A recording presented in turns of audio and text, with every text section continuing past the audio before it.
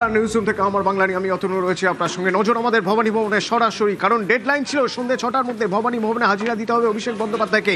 4টের পর তিনি এয়ারপোর্টে নেমে 5:49 ভবানী ভবনে অভিষেক বন্দ্যোপাধ্যায় শৈজাল কাণ্ডে তাকে জিজ্ঞাসাবাদ করছেন তদন্তকারীরা। এবং বিকেলে দিল্লি থেকে ফিরে প্রথমে কালীঘাটের বাড়ি এবং তারপর ভবানী ভবনে 5:49, অর্থাৎ যে ডেডলাইন দেওয়া হয়েছিল তার 11 মিনিট আগেই। এবং সেখানে এখন জিজ্ঞাসাবাদ চলছে। এই জিজ্ঞাসাবাদ কারা করছে, কি কি প্রশ্নমালা রয়েছে? অনুপ রয়েছেন আমার সঙ্গে, সরাসরি কথা বলবো। অনুপ, কি জানতে পারছি ভিতর থেকে? তবে কোর্টে যে নির্ধারিত সময় ঠিক সন্ধ্যা 6টার মধ্যে অভিষেক বন্দ্যোপাধ্যায়কে হাজির হওয়ার কথা বলা হয়েছিল। অভিষেক বন্দ্যোপাধ্যায় সন্ধ্যা 6টার আগে ঠিক 5:50 নাগাদ অভিষেক বন্দ্যোপাধ্যায় তিনি দেখা যায় যে ভবানী ভবনে সিআইডির দপ্তর সেখানে উপস্থিত হয় এবং সেখানে সাইন করার পরবর্তী ক্ষেত্রে ভিতরে প্রবেশ করে। অভিষেক বন্দ্যোপাধ্যায়কে সন্ধ্যা ঠিক 6টায় জিজ্ঞাসাবাদ করে, তার কারণ কোর্টের যে নির্ধারিত সময়সূচি বলা হয়েছিল সেই নিয়ম অনুযায়ী গোটা রেকর্ড ভিডিওগ্রাফি করা হচ্ছে। অভিষেক বন্দ্যোপাধ্যায়কে জিজ্ঞাসাবাদ করা হচ্ছে। বিধানসভায় যে সই জালিয়াতি মামলা বিধায়কদের, সেক্ষেত্রেই একাধিক বিধায়কের বক্তব্য বয়ান নেওয়া হয়েছিল। পরবর্তী ক্ষেত্রে দলের যেহেতু তিনি সাধারণ সম্পাদক ছিলেন, অভিষেক বন্দ্যোপাধ্যায়কে তলব করা হয়েছিল। অভিষেক বন্দ্যোপাধ্যায়কে ইতিমধ্যেই 5 থেকে 6 জন আধিকারিক যারা সিট গঠন করেছিল সিআইডির পক্ষ থেকে, সেই ডিআইজি সেই পদমর্যাদা আধিকারিকের নেতৃত্বে জিজ্ঞাসাবাদ করা হচ্ছে। অভিষেক বন্দ্যোপাধ্যায়কে জিজ্ঞাসাবাদের কারণ বিধানসভায় যে বিধায়কদের সই জালিয়াতি মামলায় সেক্ষেত্রে বলা হয়েছিল তার কি ভূমিকা ছিল, সেক্ষেত্রে যে ড্রাফটিং করা হয়েছিল প্রত্যেকটি ক্ষেত্রে যে সই সাইন করা হয়েছিল তিনি গোটা বিষয়ে কি জানতেন, সেক্ষেত্রে কি ভূমিকা ছিল। বিধায়কদের যে জিজ্ঞাসাবাদের বয়ান পেয়েছিল সেই অনুসারেই তাকে জিজ্ঞাসাবাদ করতে চায়। কিন্তু প্রথম জিজ্ঞাসাবাদে তিনি অসুস্থর কারণ দেখিয়ে গড়াধি ছিলেন। পরবর্তী ক্ষেত্রে তিনি দলীয় কাজে দিল্লিতে রয়েছেন এমনটা জানিয়েছিলেন। তারপরে তৃতীয়বার যখন নোটিশ করা তিনি জানান রাহুল গান্ধীর সঙ্গে তার বৈঠক রয়েছে, সে কারণে তিনি বৈঠকের পরবর্তী ক্ষেত্রে যে কোনো দিন সহযোগিতা করবেন। তার পরবর্তী লক্ষ্য হলো হাইকোর্টের যে নির্দেশ, সে বলা হলো সন্ধ্যে 6টার মধ্যে অভিষেক বন্দ্যোপাধ্যায়কে আজকে হাজির হতে হবে এবং তাকে জিজ্ঞাসাবাদ করবে এই বিধানসভায় বিধায়কদের সই জালিয়াতি মামলায়। কিন্তু অভিষেক বন্দ্যোপাধ্যায় দেখা গেল ঠিক দুপুর 2টোর সময় দিল্লি থেকে কলকাতার উদ্দেশ্যে রওনা দিল। ঠিক 4:15 ঘড়ির কাঁটায় তিনি এয়ারপোর্টে তার বিমান অবতরণ করলো। তারপরে 4:30 নাগাদ তিনি কলকাতা বিমানবন্দর থেকে সরাসরি রওনা দিলেন কালীঘাটের বাড়িতে আসলেন। কালীঘাটের বাড়িতে 5:43 নাগাদ তিনি সেখান থেকে আবার ভবানী ভবনের উদ্দেশ্যে রওনা দেন। ভবানী ভবনে আমরা দেখলাম তিনি যখন ঢুকলেন, যে ডেডলাইন ছিল 6টা তার ঠিক 11 মিনিট আগে, অর্থাৎ 5:49 তিনি সেখানে ঢুকেছেন। ভিতরে এখন রয়েছেন অভিষেক বন্দ্যোপাধ্যায়। এবং এই সুযোগে আমরা একটু ব্যাকগ্রাউন্ডটা চেক করে নিই, অর্থাৎ কোথা থেকে এই তদন্ত, এখনো পর্যন্ত তদন্তের গতি প্রকৃতি কি, হাইকোর্ট কি নির্দেশ দিয়েছিল। আমার সঙ্গে আমার 2 সহকর্মী রয়েছেন, অমিত রয়েছেন এবং আমার সঙ্গে অর্ণব রয়েছে। প্রথমে অমিতের থেকে একটু জানতে চাইবো শৈজাল কাণ্ডে তদন্ত কিভাবে এগিয়েছে, পরপর যদি আমি দেখতে থাকি। দেখো, সিআইডি যখন এই তদন্তভার হাতে নেয়, তদন্তভার হাতে নেওয়ার পরপর বেশ কয়েকজন বিধায়ককে তারা এক্সামিন করা শুরু করে। তারা এক্সামিন করেন নয়না বন্দ্যোপাধ্যায়কে, তারা এক্সামিন করেন কুণাল ঘোষকে। এমনকি 6 তারিখে যে বৈঠক হয়েছিল 30B হরিশ চ্যাটার্জি স্ট্রিটে, এবং সেখানে বৈঠকে যে রেজুলেশন নেওয়া হয়েছিল সেখানে চিফ হুইপ হিসেবে ফিরহাদ হাকিমের নাম কিন্তু সিদ্ধান্ত হয়েছিল সেখানে। এবং সেই ফিরহাদ হাকিমকে উইটনেস হিসেবে কিন্তু এর আগে দিন কয়েক আগে সিআইডি কর্তারা এক্সামিন করেছে এবং তার স্টেটমেন্ট রেকর্ড করেছে। এছাড়া আরও 3 জন বিধায়কের যাদের হাতের লেখা নমুনা ইতিমধ্যে সংগ্রহ করা হয়েছে সিআইডির তরফে, তাদের যে বক্তব্য ছিল সিআইডির কাছে সেই পুরো বক্তব্য বা তাদের যে স্টেটমেন্ট পুরোটা ভিডিওগ্রাফি করে রাখা হয়েছে। তারা বলেছেন তারা 6 তারিখের বৈঠকে ছিলেন না। তাহলে প্রশ্ন উঠছে তাহলে তাদের হয়ে সই কে করলেন, এই বিষয়টি কিন্তু রয়েছে। সেক্ষেত্রে তোমাকে জানিয়ে রাখবো যে সেই যে 6 তারিখের বৈঠক, সেই বৈঠকে কারা ছিলেন না তারা আলাদাভাবে একটি তালিকা কিন্তু ইতিমধ্যে সিআইডি কর্তারা করে রেখেছেন। এবং সেই জায়গা থেকে যেহেতু অভিষেক বন্দ্যোপাধ্যায় তিনি দলের তরফে দলের সর্বভারতীয় সম্পাদক হিসেবে বিধানসভার অধ্যক্ষের কাছে চিঠিটি পাঠিয়েছিলেন এবং সেই চিঠিতে তার সই রয়েছে এবং তার সঙ্গে ওই দিন 6 তারিখে যে মিটিং, সেই মিটিংয়ের যে অরিজিনাল রেজুলেশন বুকের কথা বারবার উঠে আসছে, সেই অরিজিনাল বুক কিন্তু এখনও পর্যন্ত সিআইডি কর্তারা পাননি।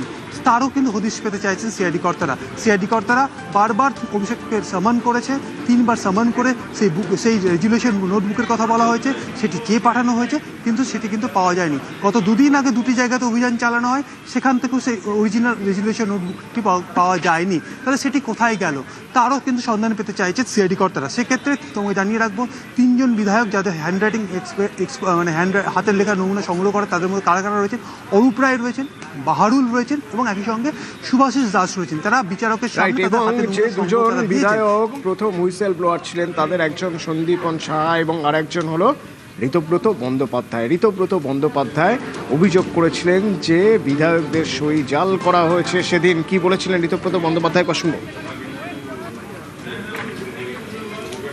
ক্রাউন প্রিন্স তার নেতৃত্বে যে, এবং ধরুন এই যে সইজাল, ক্রাউন প্রিন্সের যে ক্যামাক স্ট্রিটে যারা কাজ করতেন তাদের অনেককে ব্যাকডেটে রেজিগনেশন দিতে বাধ্য করানো হয়েছে। প্রবলেম হচ্ছে যখন মধ্যমেধা, একটা কর্পোরেট স্টাইলে মধ্যমেধার কিছু লোক, তারা হচ্ছে একটা ডিক্টেটরশিপ চালায়, তার ফলাফল হয়েছে।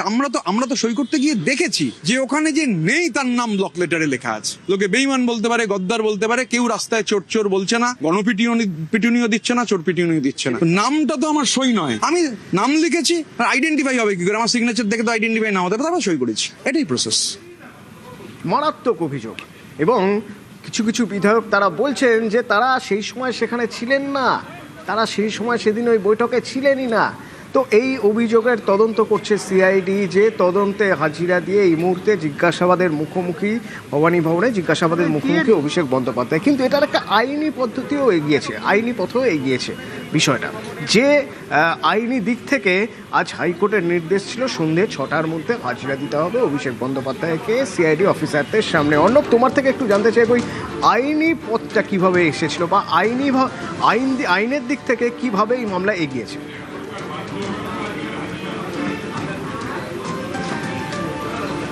দেখো, 30শে মে যখন প্রথম নোটিশ দেওয়া হয় অভিষেক বন্দ্যোপাধ্যায়কে সিআইডির তরফে সইজাল কাণ্ডে, তারপরেই ভ্যাকেশন বেঞ্চ চলছিল, গরমের ছুটি, সেই সময়তেই জরুরি ভিত্তিতে রক্ষা কবচে কলকাতা হাইকোর্টে মামলা করা হয় অভিষেক বন্দ্যোপাধ্যায়ের তরফে।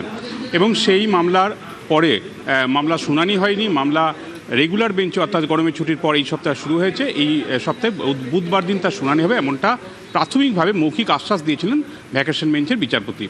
গতকাল বিচারপতি কৌশিক চন্দ্রের বেঞ্চে এক্ষেত্রে কল্যাণ বন্দ্যোপাধ্যায় অ্যাডভোকেট সিনিয়র, তিনি এক্ষেত্রে অভিষেকের হয়ে মামলাটি দৃষ্টি আকর্ষণ করেন, জরুরি শুনানি চান।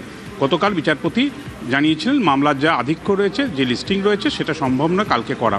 আজকে মামলাটি তালিকা অন্তর্ভুক্ত হয় এবং মামলাটি শুনানিতে বেশ কয়েকবার 2 থেকে 3 বার এর হিয়ারিং হয়। বিচারপতি চান যেভাবেই হোক, যেহেতু একটা তদন্ত চলছে, সেটা সই জালকাণ্ড, বিধায়কদের সই জাল, এনিথিং হতে পারে, কিন্তু এখানে তদন্তে সহযোগিতা করাটা দরকার। কারণ যেহেতু সর্বভারতীয় সাধারণ সম্পাদক অভিষেক বন্দ্যোপাধ্যায়, তার তার যে প্যাড, অর্থাৎ তিনি দলের তরফে যে সিদ্ধান্তের কথাটা জানিয়েছিলেন বিধানসভা স্পিকারকে, সেক্ষেত্রে তার একটা গুরুত্বপূর্ণ ভূমিকা রয়েছে, যেটা সিআইডিও মনে করছে।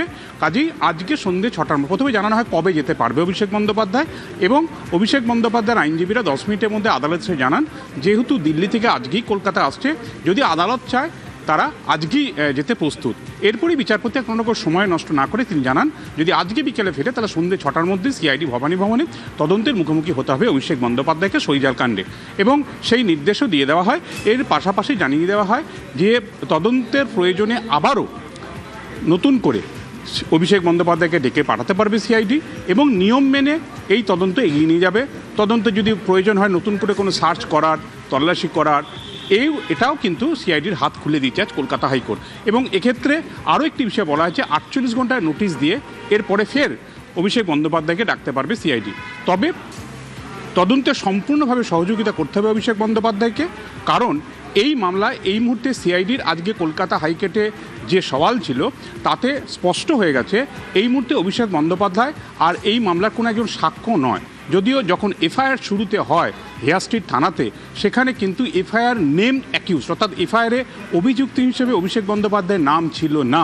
কিন্তু এই মুহূর্তে যা মেটেরিয়াল উঠে এসছে তদন্তে, যেগুলো রিভিল করেছে, তাতে অভিষেক বন্দ্যোপাধ্যায় অভিযুক্ত হিসেবে আদালতে সওয়াল করছে সিআইডি, এবং তাই অভিযুক্ত হিসেবে আজ সিআইডি দপ্তরে তিনি গেছেন। এবং এক্ষেত্রে আপাতত কলকাতা হাইকোর্টের নির্দেশ রয়েছে আগামী 3 সপ্তাহ তার বিরুদ্ধে কোনো কড়া পদক্ষেপ সিআইডি করবে না, অর্থাৎ অভিষেকের বিরুদ্ধে কলকাতা হাইকোর্টে অনুমতি ছাড়া। তবে তদন্তে সহযোগিতা করতে হবে। এখন এই তদন্তের বিষয়ে মূল যে জায়গাটা সিআইডি পৌঁছাতে চেয়েছে, যেটা আদালতে আজ বারবার বলা হয়েছে, যে আগের যে আইপিসি ছিল 467 যে সেকশন ছিল, সেই সেকশন কিন্তু এই মামলায় ইতিমধ্যেই এফআইআর হিসেবে অ্যাডিং সেকশন হিসেবে এসছে। এর অর্থ হচ্ছে 467 অর্থাৎ যেটা বিএনএস এর 338 338 নম্বর ধারা, তাতে কিন্তু 10 বছরের কারাদণ্ডের নির্দেশ রয়েছে, সঙ্গে জরিমানা হতে পারে। এবং এটা হচ্ছে ডকুমেন্ট ফরজারি করা, অর্থাৎ নথি যেটা বিধানসভায় ব্যবহৃত নথি, সেই নথি জালিয়াতি করা আছে। অন্তত 27শে মে যে অভিযোগ এসছে হেয়ার থানায়, তার ভিত্তিতে এই বিষয়টা সামনে এসছে। এবং এক্ষেত্রে ওকে ওকে অর্ণব আরও একটি গুরুত্বপূর্ণ দিক উঠে আসছে এখানে, তা হলো আরও একটি মামলা, আরও একটি অভিযোগ অভিষেক বন্দ্যোপাধ্যায়ের বিরুদ্ধে, যে অভিযোগের দায়িত্ব নিচ্ছে, তদন্তের দায়িত্ব নিচ্ছে সিআইডি। আমার সঙ্গে রৌনক রয়েছে। রৌনক, এটা কোন অভিযোগ? দেখা একেবারে ভোটের আগে অভিষেক বন্দ্যোপাধ্যায় একটি মন্তব্য করেছিল যে 4 তারিখের পর ডিজে বাজাবো। এই মন্তব্যকে কেন্দ্র করে বিধাননগর সাইবার থানায় রাজীব সরকার নামে এক ব্যক্তি মামলা রুজু করে। তিনি বলেছেন সমাজ মাধ্যমে এরকম উস্কানিমূলক মন্তব্যের জেরে বিভ্রান্তির সৃষ্টি হতে পারে, এবং সেই মামলায় এতদিন ধরে বিধাননগর সাইবার থানার তরফ থেকে খতিয়ে দেখা হচ্ছিল, এবং সেই মামলা ইতিমধ্যে সিআইডি নিজেদের হাতে তুলে নিল। অর্থাৎ গতকালই বিধাননগর সাইবার থানার তরফ থেকে সিআইডির হাতে সেই মামলা তুলে দেওয়া হয়। অর্থাৎ একদিকে যেমন সই জালিয়াতি কাণ্ড, অন্যদিকে এই বিধাননগর সাইবার থানার যে মামলা, সেই মামলা এবার থেকে তদন্ত বানিল সিআইডি। এবং তোমায় জানিয়ে রাখি, ইতিমধ্যে কিন্তু এই মামলার বিরুদ্ধে যে সমস্ত তথ্য, সেই তথ্য সংগ্রহের কাজ ইতিমধ্যে গোয়েন্দারা শুরু করে দিয়েছেন, এবং যে কেস ডায়েরি, সেই কেস ডায়েরিও কিন্তু সিআইডি হাতে ইতিমধ্যে হস্তান্তর করে দেওয়া হয়েছে বিধাননগর সাইবার থানার তরফ থেকে। নিঃসন্দেহে বলল অভিষেক বন্দ্যোপাধ্যায়ের, কারণ একটি মামলা সইজাল কাণ্ড সিআইডি তদন্ত করছে। এই মুহূর্তে সিআইডির যে সিট গঠন করা হয়েছে, তাদের জিজ্ঞাসাবাদের মুখে অভিষেক বন্দ্যোপাধ্যায় ভবানী ভবনে রয়েছেন। আরও একটি মামলা তার বিরুদ্ধে করা হয়েছিল উস্কানিমূলক মন্তব্যের মামলা, যে মামলারও তদন্ত এবার সিআইডির হাতে। কোন অভিযোগ, কোন বক্তব্যকে উস্কানিমূলক বক্তব্য অভিযোগ করে মামলা করা হয়েছিল বা এফআইআর করা হয়েছিল, কবেকার বক্তব্য? এই বক্তব্য 12ই এপ্রিলের। 12ই এপ্রিল অভিষেক বন্দ্যোপাধ্যায় কি মন্তব্য করেছিলেন, যে মন্তব্যের জন্য তার বিরুদ্ধে অভিযোগ করা হয়েছিল, শুনুন। যারা বাংলাকে বঞ্চিত করেছেন, আমাদের লাইনে দাঁড় করিয়েছেন, আর আমাদের বাংলাদেশি বলে দাগিয়ে দিয়েছেন, 4 তারিখে রবীন্দ্রসঙ্গীতের সাথে হালকা করে একটু ডিজেও বাজবে। রবীন্দ্রসঙ্গীত তো প্রতিবার বাজে, তার সাথে হালকা করে একটু ডিজে বাজবে এবার। যারা বেশি লম্পজম্প করছেন, আমাদের সৌজন্যতা, আমাদের দুর্বলতা নয়। আমাদের যদি ভেবে রাখেন যা ইচ্ছা তাই করবো আর তৃণমূল চুপ থাকবে, বাংলার মানুষ চুপ থাকবে, জবাবটা এমন ভাবে দিতে হবে, গড়ায় গন্ডায়।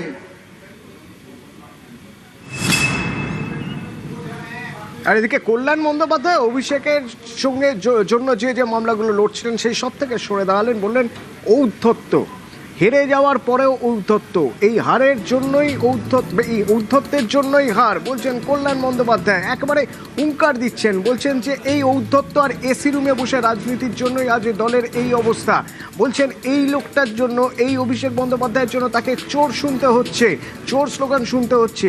এবং আলটিমেটাম দিলেন মমতা বন্দ্যোপাধ্যায়কে, যে হয় অভিষেক, তা না হলে অভিষেকের বিরুদ্ধে যাদের ক্ষোভ, তাদের দুটো একদিক বেছে নিতে হবে।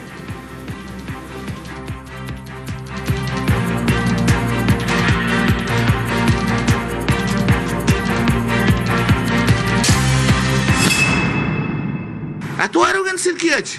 সময় থেকে শিক্ষা পেল না? আমি তো ক্যামাক স্ট্রিটের এমপ্লয়ি নই। আজকে বুঝতে হবে যে ওর জন্য দলটার সর্বনাশ হয়েছে, সেটা যদি না বোঝে তাহলে আর কিছু করার নেই। ওর অ্যাটিটিউড, ওর অ্যারোগেন্স। আমি হচ্ছে পশ্চিমবাংলার নাম্বার 1 সৎ পলিটিশিয়ান, আমি বলে দিলাম। আর ওর জন্য আজকে আমাদের চোর চোর চোর চোর চোর চোর শুনতে হচ্ছে। লাইফ ইজ আন্ডার থ্রেট, যেখানে যাচ্ছে সেখানে কেউ না কেউ ইয়ে করছে। পরশুদিনে এয়ারপোর্টে চোর চোর করে দৌড়ে এসছে। দিদি অভিষেককে নিয়ে চললো, অভিষেককে নিয়ে চলো, আমাকে দরকার নেই। আর অভিষেককে বাদ দিয়ে দিদি চলে যদি, আমি দিদির পাশে আছি। অভিষেক বন্দ্যোপাধ্যায় এয়ার কন্ডিশন ঘরে থাকার ছেলে, অভিষেক বন্দ্যোপাধ্যায় তো আর জানে না কত পরিশ্রম করতে কি করতে হয়। ও সবাইকে ধরে নিয়েছে ওর ক্যামাক স্ট্রিটের এমপ্লয়ি। হবে না এসব, আমি পারবো না। আমিও সহ্য করতে করতে একটা সময়ের একটা এসে গেছি। 2022-এ আমি এই কথা বলেছি, আপনাদের সবাইকার কাছে সেই ভিডিও আছে, নতুন করে আমি কিছু বলছি না।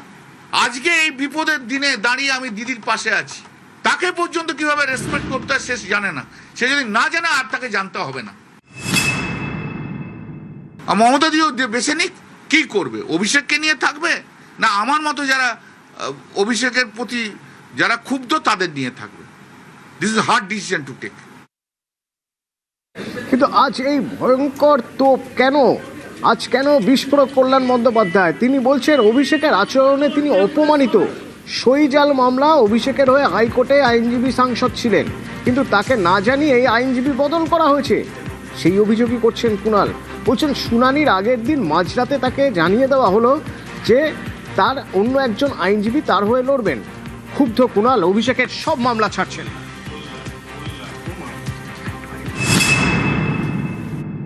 সিআইডি নিয়ে একটা মামলা ছিল, সিআইডি যে ডেকে পাঠিয়েছে নোটিশ দিচ্ছে উইটনেস হিসেবে, সেটা ক্রিমিনাল ডিভিশনে আমি মামলা ফাইল করেছি। মঙ্গলবার দিন থেকে জানো তো সার্চ হয়েছে অনেক ক্যামাক স্ট্রিটে, তারপর দিদির অফিসে, সেখানেও আমি উপস্থিত ছিলাম। কালকে জাস্টিস কৌশিক চন্দ্র ঘরে মেনশন করে আমি বললাম যে ম্যাটারটা খুব আর্জেন্ট, আমার সার্চ হয়েছে, হয়েছে, তুমি মামলাটা নাও। তখন জজ সাহেব বললো ঠিক আছে মিস্টার বন্দ্যোপাধ্যায়, আমি কালকে নেবো। আমি খুবই অসুবিধার মধ্যে রয়েছে, যে কোনো মুহূর্তে অ্যারেস্ট হয়ে যেতে পারে। এবারে আমি এখানে চেম্বারে বসে আছি, বেলা 12:30টার সময় একজন লয়ারকে পাঠিয়েছে, সে এসে বলে একটা রিট পিটিশন ফাইল হয়েছে সার্চ নিয়ে, সার্চ অ্যান্ড তোমরা রিট পিটিশন সার্চ নিয়ে ফাইল করলে, আর সার্চটা তো আমার subject matter of the criminal division. তো আগে সার্চ ইলিগাল কি লিগাল তার ভিত্তিতে তো জজ ওখানে অর্ডার দেবে, সে তো সাবজেক্ট ম্যাটার হয়ে গেল আমার। তো আমি ওখানে অ্যাফিডেভিট করছি, তো তোমরা একবার কেউ আমাকে জানালে না রিট পিটিশন ফাইল করেছো? বলে না, ওপর থেকে ইনস্ট্রাকশন এসছে। না কিশোর দত্ত করছে, আমার করুক কিশোর, তাহলে কোনো অসুবিধা নেই আমার। কিন্তু তোমরা আমাকে দেওয়ার মামলা করো, কারণ তোমাদের যখন ডিফারেন্ট ওপিনিয়ন ডিফারেন্ট লোকের রয়েছে, তাহলে আমাকে করার দরকার নেই। আমাকে ডাস্টবিন হিসেবে ট্রিট করো না, আমাকে বলে দাও ঘন্টাখানেকের মধ্যে আমি করবো কি করবো না, কিছু জানাইনি। আমি সন্ধ্যেবেলায় কালকে পড়ে আবার রেডি হলাম, যে মামলা করতে কিছু যখন জানাইনি। রাত্রি 12:30টার সময় আমার ছেলেকে টেক্সট করে বলেছে যে আমাকে থাকার দরকার নেই, অয়ন ভট্টাচার্য থাকবে। তো আমি মামলা ছেড়ে দিয়েছি। এত জুনিয়র ছেলেরা থাকবে, আমি 45 ইয়ার্স প্র্যাকটিস, একটা সিনিয়র লয়ারের সঙ্গে কীভাবে কথা বলতে হয় সেটা কিছু জানে না, এত অ্যারোগেন্ট। অভিষেককে তোপ দেখছেন কল্যাণ পুত্র শীর্ষর্ণ বন্দ্যোপাধ্যায়। অভিষেক বন্দ্যোপাধ্যায় নিয়ে এতটা আপসেট দেখাচ্ছে কেন আপনাকে? না, আমি এখনো তৃণমূল কংগ্রেসই আছি, কিন্তু অভিষেকের মামলা করবো না সেটা সিদ্ধান্ত নিয়েছি।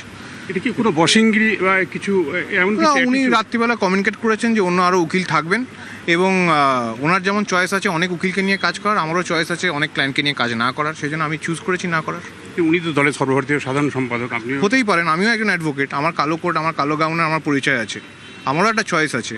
আমাকে তো এমপ্লয়ি হিসেবে ট্রিট করা যায় না, যখন এক্ষুনি এটা করতে হবে এক্ষুনি এটা করতে হবে, এই মামলায় থাকবে ও মামলায় থাকবে না। আমার চয়েস আছে, আমি এক্সারসাইজ করেছি, ওর চয়েস আছে ও এক্সারসাইজ করেছে। কল্যাণের পাশে দাঁড়িয়ে সৌরভ, কুণাল ঘোষ।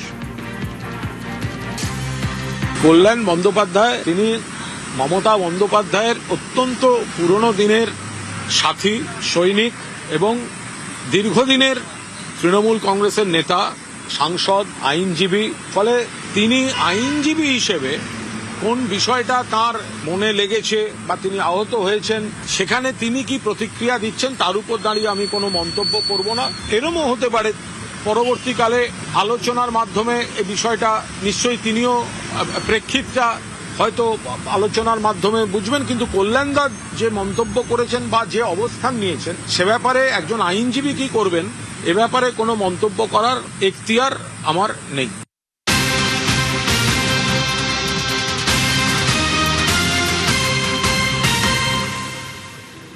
আর ওদিকে কলকাতা হাইকোর্টে ধাক্কা খেল তৃণমূল, অর্থাৎ স্পিকারের যে সিদ্ধান্ত বিরোধী দলনেতা নিয়ে, সেই সিদ্ধান্তে স্থগিতাদেশ দিল না কলকাতা হাইকোর্ট।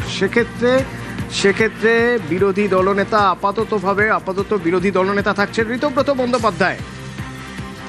বিরোধী দলনেতা নিয়ে স্পিকারের সিদ্ধান্তে কোনো স্থগিতাদেশ দিল না কলকাতা হাইকোর্ট।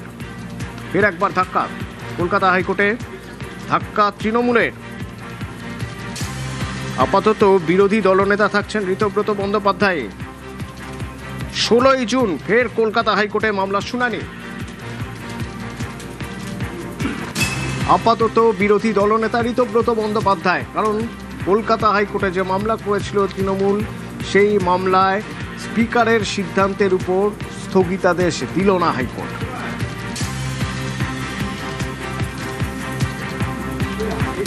অর্ণব আছে আমার সঙ্গে, একবার কথা বলবো। অর্ণব, সেক্ষেত্রে হাইকোর্টের পর্যবেক্ষণ কি? দেখো, বিচারপতি কৃষ্ণা রাও শোভনদেব চট্টোপাধ্যায়ের করা মামলার প্রেক্ষিতে বেশ কয়েকটি প্রশ্নের উত্তর তিনি জেনে নেন এবং আদৌ এই রেজুলেশনটা হয়েছিল কিনা, রেজুলেশনটা কবে হয়েছিল, কবে সই করা হয়েছিল এবং কতজন উপস্থিত ছিল।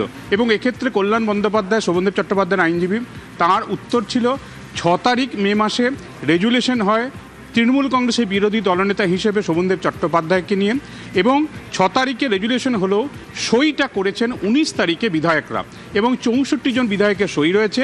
মোট 70 জন বিধায়ক উপস্থিত ছিলেন রেজুলেশনের জন্য। এই তথ্য জানার পর বিরোধী এক্ষেত্রে কল্যাণ বন্দ্যোপাধ্যায়ের 4টি মূল যুক্তি ছিল। এক, রাজনৈতিক দল স্বীকৃত কোনো বিধায়কই বিরোধী দলনেতা হবেন, কারণ মানুষের ম্যান্ডেট ছিল এবারের ভোটে তৃণমূল কংগ্রেস রাজ্যের বিরোধী দল।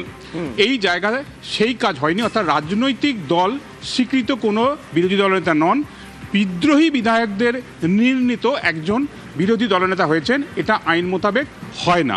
দ্বিতীয় যে পয়েন্টটি বলা হয় যে যেদিন বিধানসভায় অ্যাড্রেসিং শুরু হলো সেদিনও স্পিকার সাহেব শোভনদেব চট্টোপাধ্যায়ের সঙ্গে যে ধরনের আচার আচরণ করেছেন তাকে বিরোধী দলনেতা হিসেবে মেনে নিই, তাকে সেই সম্মানই দিয়েছেন। তৃতীয় যে বিষয়টি বারবার বলা হয়েছে যে এখনো পর্যন্ত কোনো লিখিত অর্ডার পাবলিক ডোমেনে শোভনদেব চট্টোপাধ্যায়রা পাননি, কিন্তু বিধানসভার মধ্যে বিরোধী দলনেতার ঘর ব্যবহার করছেন ঋতব্রত বন্দ্যোপাধ্যায় এবং বিরোধী দলনেতার গাড়ি ব্যবহার করছেন ঋতব্রত বন্দ্যোপাধ্যায়। এটা কিভাবে সম্ভব? এছাড়া আরও একটি বিষয় এক্ষেত্রে তিনি নির্দিষ্ট করেছেন যে তৃণমূল কংগ্রেসের যে বিধায়ক, সেই সংখ্যা মোট 294 জন বিধায়ক আমাদের রাজ্যের, এর 10% অর্থাৎ 30 জন বিধায়ক থাকতে হয়, তবেই তিনি সেই রাজনৈতিক দল বিরোধী দলনেতার মর্যাদা পায়, যা তৃণমূল কংগ্রেসের কাছে রয়েছে। কিন্তু তৃণমূল কংগ্রেস যে রেজুলেশনের কপি জমা দিয়েছিল সেটা একটা রেওয়াজ রীতি, যেভাবে 2001 সাল থেকে 2021 সাল পর্যন্ত বিধানসভায় বিরোধী দলনেতা নির্বাচিত হচ্ছে, ঠিক একই রকম প্রসেস ফলো করেছে, প্র্যাকটিস গেছে তৃণমূল কংগ্রেস। কাজেই তাদের এই বিরোধী দলনেতা পদটাকে যেভাবে স্পিকার অবমাননা করছে, স্পিকারের সিদ্ধান্তের ওপর স্থগিতাদেশ কলকাতা হাইকোর্ট। রাজ্যের অতিরিক্ত অ্যাডভোকেট জেনারেল বিল্লদল ভট্টাচার্য তিনি বিধানসভার প্রসিডিংয়ে 357 নম্বর যে রুল বা বিধি, সেটা দেখিয়ে বিচারপতি নজরে আনেন এবং কিছুটা সময় চাওয়া হয়। সেই সময় দেওয়া হয়েছে স্পিকারের তরফ থেকে কিছু বক্তব্য রাখার জন্য, কিছু নতুন পয়েন্ট আনার জন্য। মঙ্গলবার দিন এই মামলা শুনানি হবে, অর্থাৎ যে সিদ্ধান্ত বিধানসভায় স্পিকার নিয়েছেন, বিরোধী দলনেতা হিসেবে ঋতব্রত বন্দ্যোপাধ্যায়কে মনোনীত করেছেন, সেই সিদ্ধান্তের উপর আপাতত হাইকোর্টের কোনো রকম স্থগিতাদেশ নেই। মঙ্গলবার দিন এই মামলার ভবিষ্যৎ নির্ধারিত হবে। ধন্যবাদ।